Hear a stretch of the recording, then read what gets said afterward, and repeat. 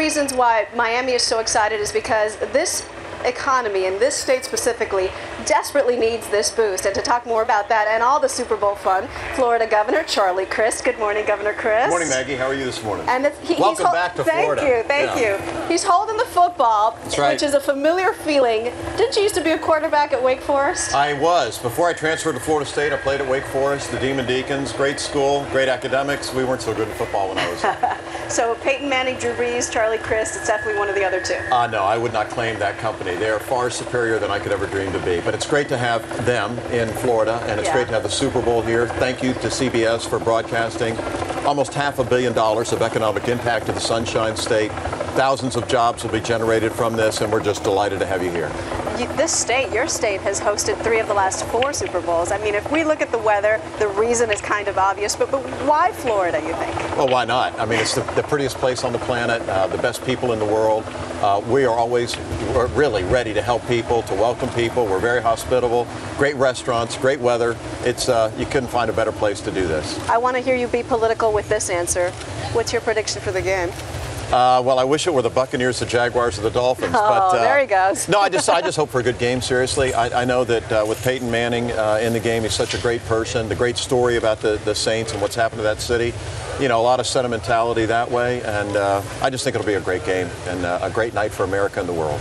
If we can be serious and talk politics for a minute, sure. You're running for the U.S. Senate in one of the hottest, if not the hottest, races in the country. Oh, it's the hottest. It is the hottest. As you know, it's getting a ton of press because your opponent in the primary, fellow Republican Marco Rubio, and you, at least according to one significant poll, are in a dead heat in this race. Right. Critics say that it's because he is a true conservative, and you are, and you've heard this, a rhino, a Republican in name only. How do you respond to that criticism? Well, if I'm a rhino, then so is Ronald Reagan. I mean, I'm a less taxing, less spending, less government, more freedom kind of guy, and I just take a pragmatic, common sense approach to government.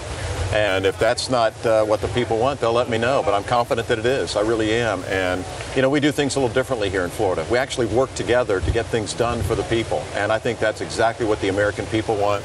They don't want bickering and some ideologue on one end or the other to sort of be a standard bearer. They want people who care about them first and foremost and do what it takes to get better education, better schools, you know, better quality of life, protect the environment, reduce the amount of taxes, and just use common sense. So why do you think this race is so tight? Why is he so close?